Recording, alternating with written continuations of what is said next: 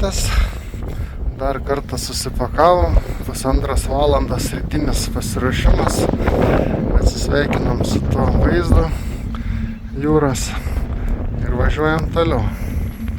Šiaip praėjusi naktis buvo rami ir audra aplenkė kempingą. Naktį lengvai palinojo, vėjo didelio nebuvo ir pavyko labai gerai pailsėti. Ryte visai neskubėdama susiruošiau ir leidausi į kelią. Šiandien suplanavau 350 km maršrutą aplankant Islandijos šiaurę. Islandijoje tiek daug lankomų gražių vietų, kad jų neįmanoma visų pasižymėti maršrute ir tuo labiau jas aplankyti ir pilnai apžiūrėti.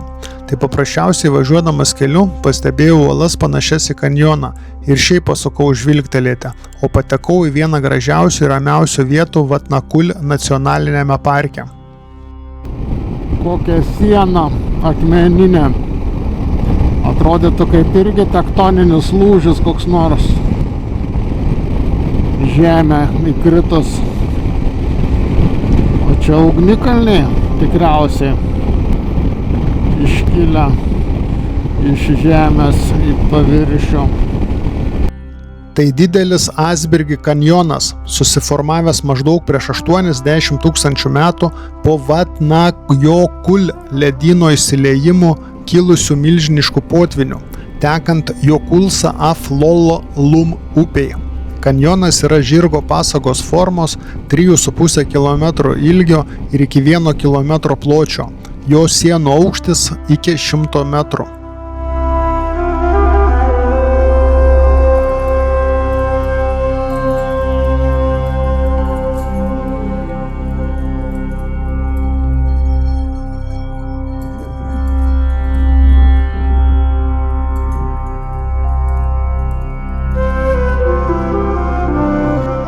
Čia viena žaliausių vietų Šiaurės Islandijoje.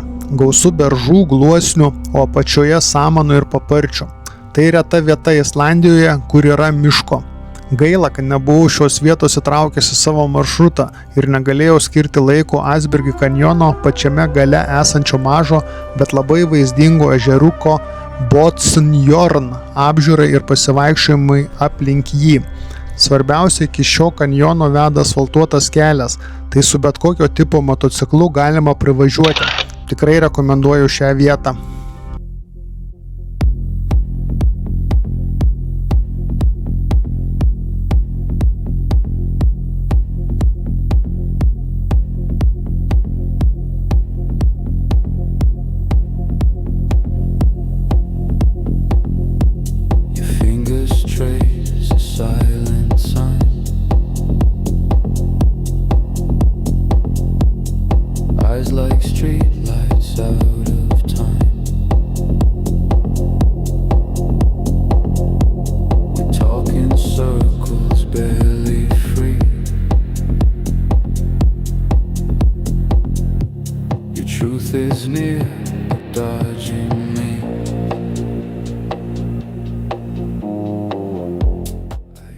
Staptelėjęs pasižvalgyti į kalnus, pamačiau avių bandą ir pagalvojau, jie čia šiaurėje su šiltomis vilnomis, tik ne savo noru, o aš čia šaltyje savo noru, bet be šiltos vilnos. Tai gal aš ir nepanašus į aviną, turbūt daugelis mane palygintų su asilu. Bet žinau, kad yra žmonių, kuriuos traukia atšiauri šiaurė ir bent jie mane supras. Pabandžiau pakelti droną, tai jo čiut nenupūtė kaip kokio sklandytuvo.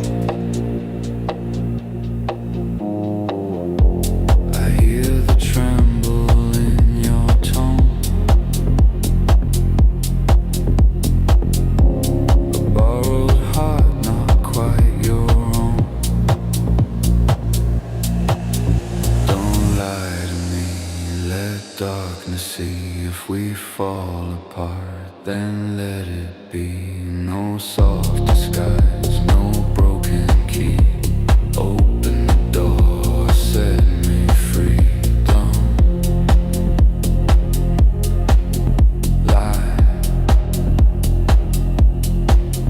Don't lie to me.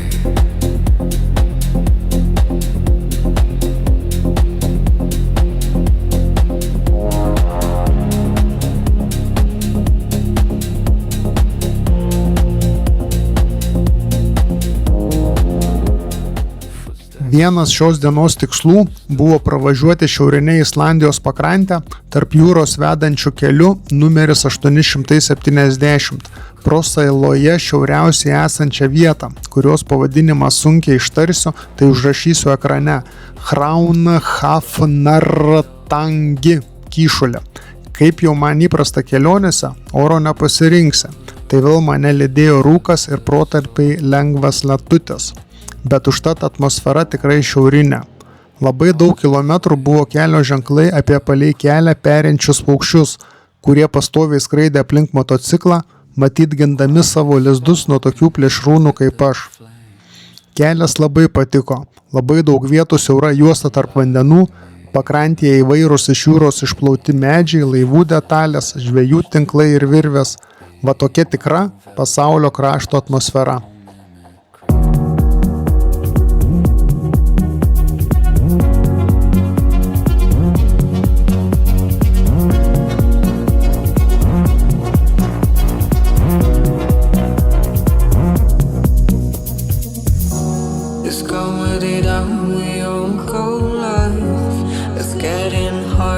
As we go by, day by day, I wish I was ready to let go.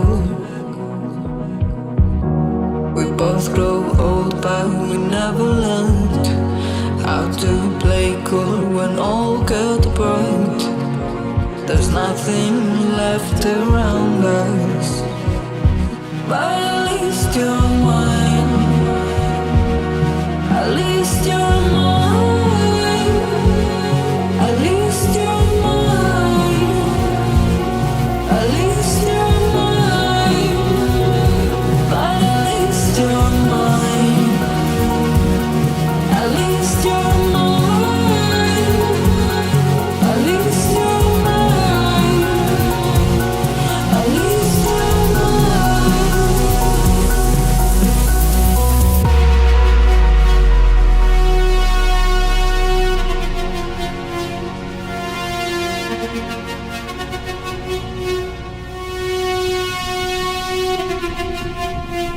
Nors šiandien ir šalta, ir rūks didelis, bet bent jau lietaus nėra. Per stikliuką matau tos akmenis. Tas žvyrkelis labai neblogs, gali 70 greičių važiuoti labai komfortiškai. Ir kaip pirmą dieną viską trukdė tas lietus ant stikliuką, o dabar visai gerai. Vėjas tai daužo juodai. Jau čia dabar šalta yra. Jau nusileidinėjau nuo šiaurės į pietus.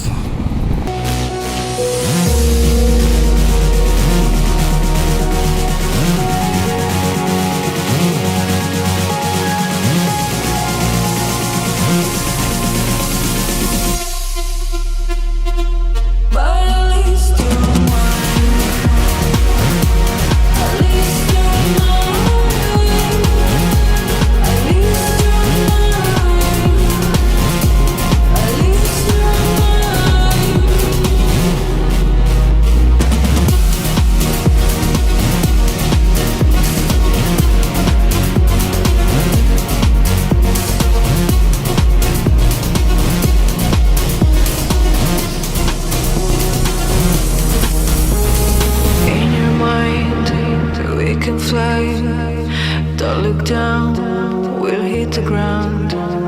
We'll get high and touch the sky. Welcome back to promised land. In your mind, we can fly. Don't look down, we'll hit the ground. We'll get high and touch the sky. Welcome back to promised land.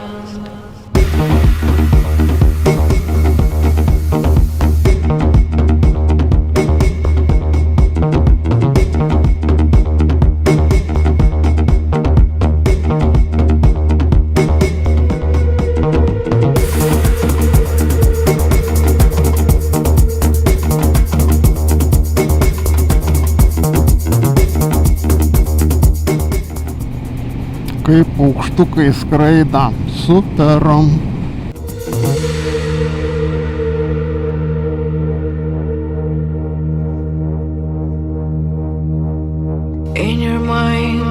till we can fly. Don't look down, we'll hit the ground. We'll get high and touch the sky. Welcome back to promised land. In your mind, till we can fly. Don't look down, we'll hit the ground. We'll get high and touch the sky. Welcome back to promised land. Raufvarnhorn. Tai tenais yra Arctic paminklas. Nu kągi, mes važiuosim ten pažiūrėti. Raufvarnarhar, kur lėkia stabdom.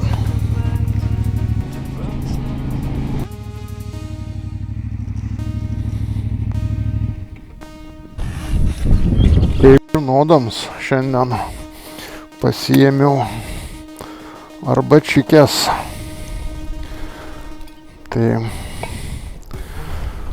Tai bus ne taip šalta. Ne, šalta normaliai. Išgyvensime.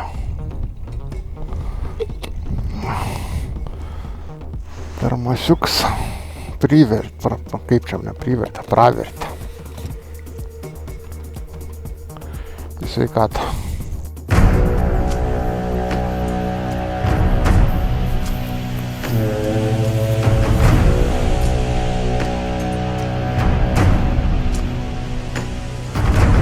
Ships on vigor of the waves of skimming barren summits to the verdant plains. Each horizon is a new beginning, rise and reign. Far from the fjords and the ice-cold currents, brave and soar over new frontiers. Songs and sagas of a fate determined, shields and spears. Vows of favor or the thrill of plunder, pulled together for the clan and kin. Clank of hammers and the crash of thunder, pound within. Oh, the echoes of eternity. Oh, Valhalla calling me. To pluck the strings of destiny. Arctic Henge – tai yra didžiulė akmeninė konstrukcija, pastatyta pagal Stonehenge principą akmenų arka vartai. Statinys orientuotas į saulės kryptis ir primena pagoniškąją skandinavų mitologiją. Idėja sukurti Arctic Henge kilo vietiniam gyventojui 1996 metais. Faktinis statybos darbas prasidėjo 2004 metais ir šis projektas tebėra kuriamas. Atrodytų kaip senovės statinys, bet iš tikrųjų yra šiuolaikinis, bet vis tiek įspūdingas. Aš dabar važinėjau per šiaurę, bet iš šiaurės nusileidinėjau. Tai čia tokie slėniai irgi kaip ir būtų gražu pasižvalgyti, bet jau rūkstai, ką žinau. Bet mašinų nėra, eismo nėra, tai gan greitai juda. Vėjas čia mažesnis negu prie jūros, bet pučia vieną šoną, nori pūsti nuo kelio. Bet dar tokia nebuvo, kad jau trukdytų vairuoti.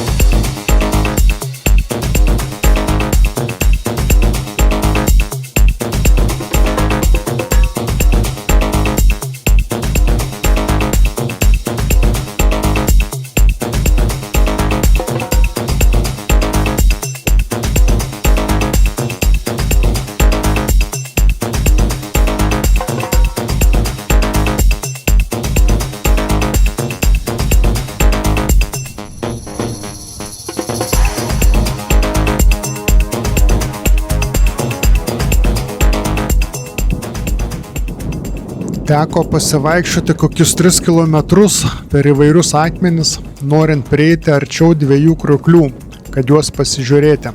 Oras kaip įprasta šaltas ir lietingas, tai buvo neįprasta matyti tiek daug turistų, bet daug vėliau pietinėje pusėje jų pamatysiu dar daugiau. You change your mind, you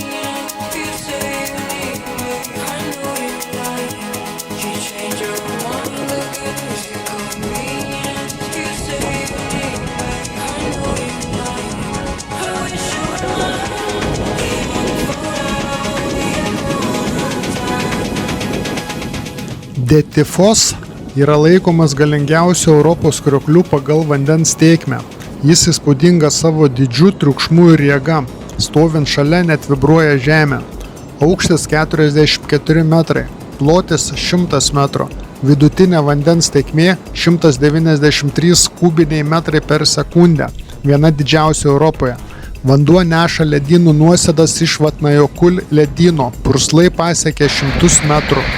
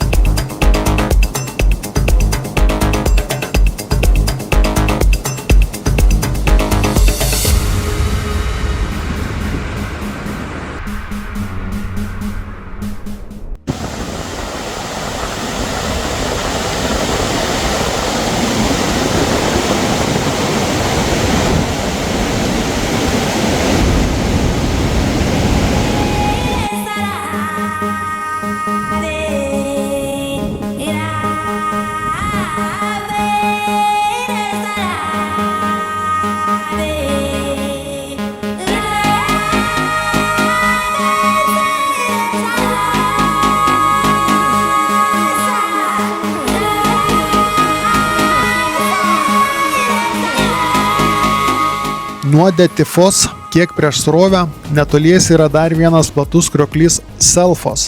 Jis mažesnis už Detifosą, tik 11 metrų aukščio, bet taip pat iki 100 metrų pločio. Selfos laikomas vienu fotogeniškiausių krioklių dėl plataus pasagos formos kaskadų išsidėstymo.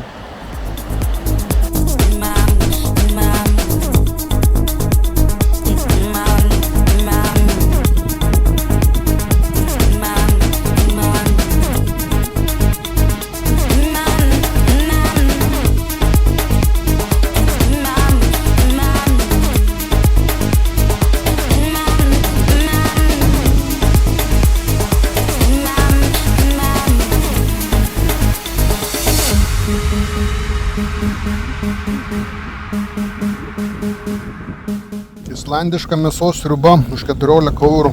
Nemažas puodelis, bet jau mėsos tai jau biškį surumėlė nemažai, bet šiaip labai skaniai. Biškį bulkas buvo, puodelis va toksai. Ir galėtų karštesnė būti.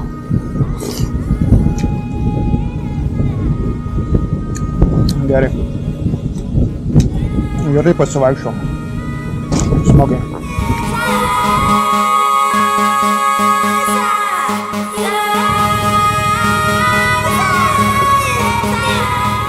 Islandijoje dauguma savitarnos degalinės ir banko kortelėje rezervuojama iš anksto pasirinkta suma, bet pinigai labai greit suvaikšto ir nuo kortelės nuskaičiuojama faktinė suma. Atsiskaitant su Swedbank kortele, problemų nebuvo nei karto. Kadangi ant motociklo kabo Lietuvos vėliavėlė, tai mane užkalbino baltarusis vyrukas, vienas keliaujantis su Kadė tipo nuomota mašina. Man tai buvo pirmas pokalbis po savaitės laiko kelionėje, kai galėjau lengvai ir nemažai išsikalbėti.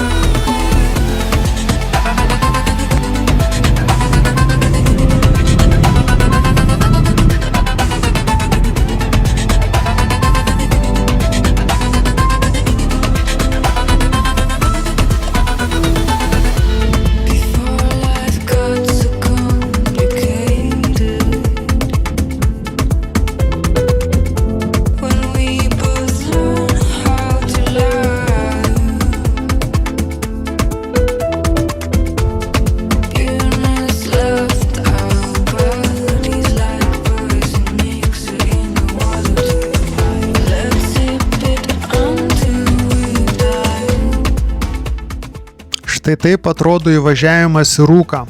Atrodo važiuoji, viskas gražu ir tik šast tu jau kirti rūko sieną ir esi migloje. Įdomu stebėti artėjantį debesį ir vėliau iš jo išvažiuoti. What's the point of fleeing when your life's so precious? Could be taken overnight. What's the point of trying so hard and every step you take brings you back to start?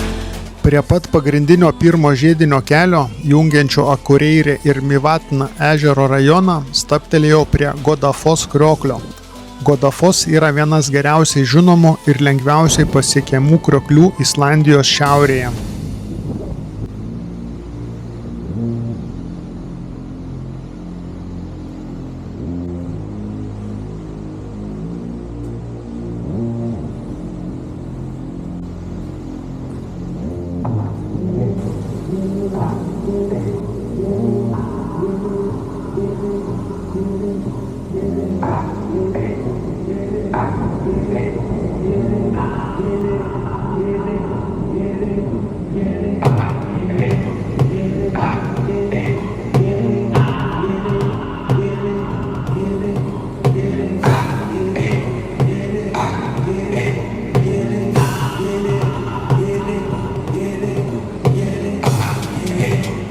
Skjalfandafljot upės srovė čia krinta tik iš 12 metrų aukščio, tačiau daugiau nei 30 metrų pločio ir plačios pasagos formos primenančios Niagaros krioklį. Tai laikoma vienu gražiausių Islandijos krioklių. Aš buvau tik iš vienos pusės, bet ir kita krioklio pusė yra labai lengvai pasiekiama. Ten įmanoma prieiti praktiškai prie pat vandens, tai iš arti galima pasigėrėti krentančiu vandeniu.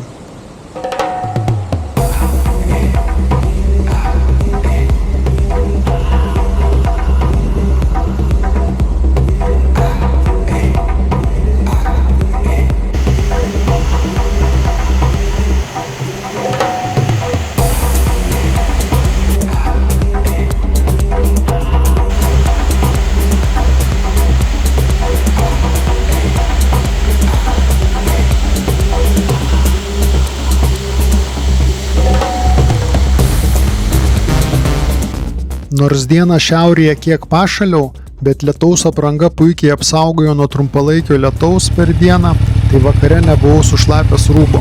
Kadangi džiovintis nereikėjo, o ir oras vakare buvo gan šiltas, tai pasirinkau nakvynę kempinge. Ir nepasigailėjau. Vėjo tarp kalnų nebuvo, vakaras be lietaus, tai labai puikiai pernakvojau.